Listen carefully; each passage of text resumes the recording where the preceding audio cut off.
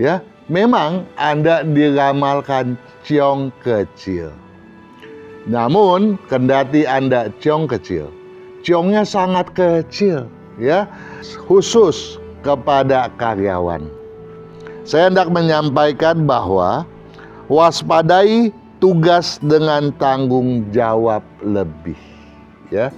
Jadi Anda harus tahu tugas Anda itu sebetulnya batasannya di mana. Kalau tanggung jawabnya berlebih, Anda patut curiga ada apakah gerangan di balik itu semua. Dari aspek keuangan, tolong jangan pernah mengelola dana secara sembarangan. Jadi perketatlah keuangan Anda, ya.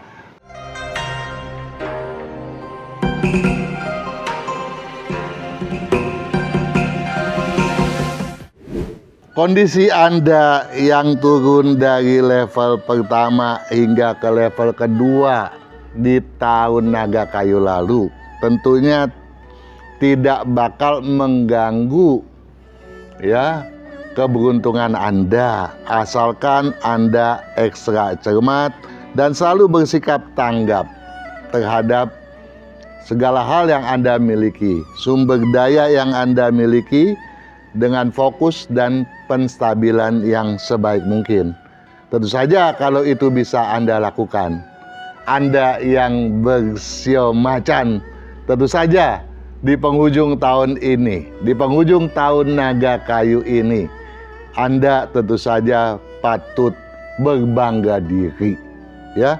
Begitu juga Anda sebagai karyawan. Kalau Anda tidak merasa superior dan otoriter, tentulah juga Anda sudah keluar sebagai pemenang tahun naga. Namun bagaimanakah potensi Anda di tahun ular kayu 2025 Imlek 257 ya? Saya hendak membacakan terlebih dahulu apa saja sih kiat sukses yang sepatutnya Anda terapkan agar Anda bisa keluar dari segala problema yang bakal mendera. Kok problema? Ya, disinilah Anda patut paham. Kalau ada kata problema, berarti ada deraan ciong di dalamnya.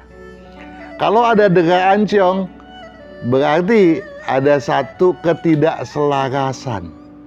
Ya, memang Anda diramalkan ciong kecil. Namun, kendati Anda ciong kecil, ciongnya sangat kecil, ya. Dari level penurunan dari yang terbesar kemudian turun ke level kedua pada tahun naga dan sekarang turun ke level kelima, ya, seolah-olah satu penurunan yang ya cukup lumayan. Namun demikian, Anda tidak patut menganggapnya sebagai hal yang mudah, yang gampang, ya. Anda tidak boleh bersikap gegabah. Karena walaupun bagaimana, peringkat kedua ke peringkat kelima patut diwaspadai, ya. Hal-hal apa sajakah yang bakal menyebabkan itu terjadi? Nah, untuk itu saya kembali lagi kepada kiat sukses Anda. Tolong diseksamai dengan seserius mungkin. Mantapkan prinsip. Mantapkan prinsip. Di sini jelas bahwa prinsip Anda bakal mengalami gangguan. Padahal Anda termasuk seorang yang tegas dan punya karisma tinggi. Tetapi prinsip, ya, kalau sudah terganggu, maka berbagai hal lainnya bisa mengalami gangguan pula. Gangguan yang justru makin membesar oleh karenanya.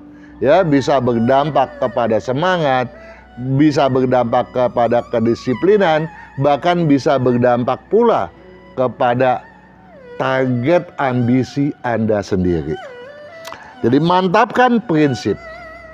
Waspadai muslihat penebar harapan. Ya. Jadi banyak muslihat-muslihat yang bakal berseliweran nih, ya. Anda jangan terkecoh ya. Anda ingat itu prinsip ya.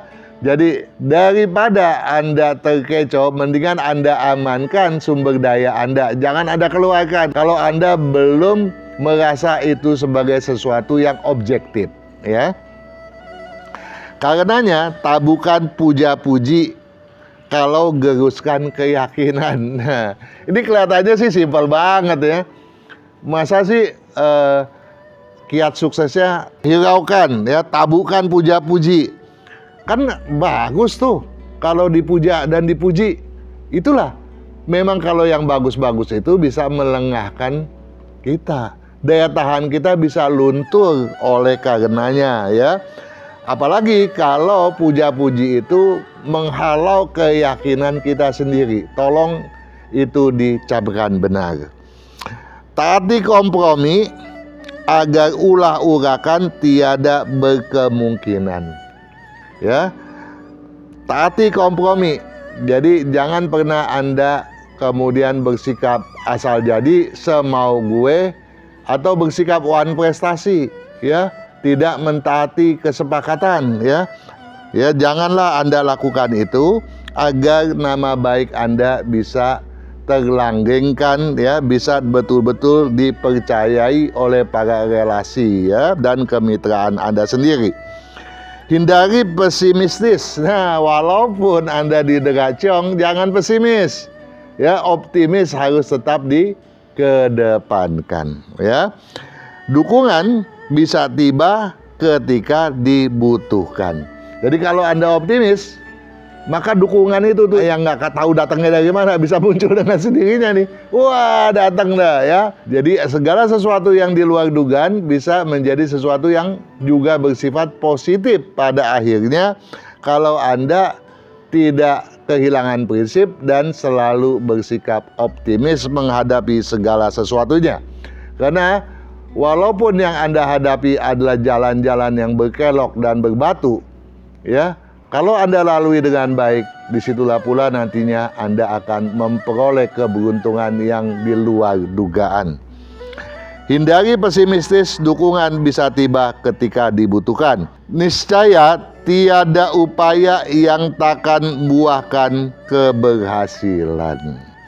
Jelas ya, bahwa potensi Anda walaupun dideracong ya, keberhasilan masih berpotensi Anda buahkan semaksimal mungkin apabila Anda betul-betul mempedomani segala sesuatunya dengan baik dan benar. Terlebih kalau jumlah nilai keberuntungan Anda secara pribadi pun ya juga lebih daripada memadai. Ya, yang dapat dikatakan memadai itu 5 atau 6. Kalau Anda lebih daripada itu, tentunya akan sangat bermanfaat ya bagi daya juang Anda dalam mengelola sumber daya yang Anda miliki. Terlebih, kalau Anda senantiasa juga berpedoman kepada apa yang disampaikan segala sesuatunya berdasarkan kalender Imlek. Di dalam kalender Imlek ini ya bukan saja secara umum dijelaskan, tetapi juga secara pribadi. Anda yang bersio macan berusia sekian tahun misalnya, sebaiknya melakukan apa? Dan kalau hal itu ternyata kurang ya Anda miliki, dukungan apakah yang bisa Anda peroleh dari penataan feng shui? Ya, segalanya ada di dalam kalender yang satu ini ya. Di samping itu, saya pun hendak mengajak Anda untuk menyeksamai ya video mengenai adu strategi dan juga mengenai Lun Gue di tahun ular kayu. Ini penting. Kenapa? Karena di dalamnya dikemukakan bagaimana sih sebetulnya fenomena tahun kayu itu, agar Anda tidak salah melangkah. Selain itu, khusus kepada karyawan, saya hendak menyampaikan bahwa waspadai tugas dengan tanggung jawab lebih ya. Jadi Anda harus tahu tugas Anda itu sebetulnya batasannya di mana. Kalau tanggung jawabnya berlebih, Anda patut curiga ada apakah gerangan di balik itu semua. Mengingat pergumulan prinsip, pergumulan emosi, pergumulan kelogikan banyak menyimpan berbagai hal yang bersifat tipuan dalam artian akal-akalan. Curigai peluang besar yang baik itu peluang itu seolah-olah merupakan dari bidang yang berkepastian, dari pekerjaan yang tetap, ataupun yang bersifat sampingan, ya. Tolong diwaspadai kalau itu memang di luar jangkauan Anda sendiri.